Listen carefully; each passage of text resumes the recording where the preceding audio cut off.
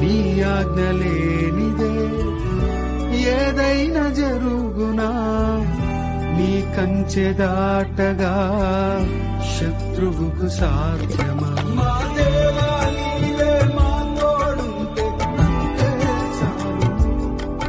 అపవాది తలచిన కీడులన్నీ మేలైపోవును.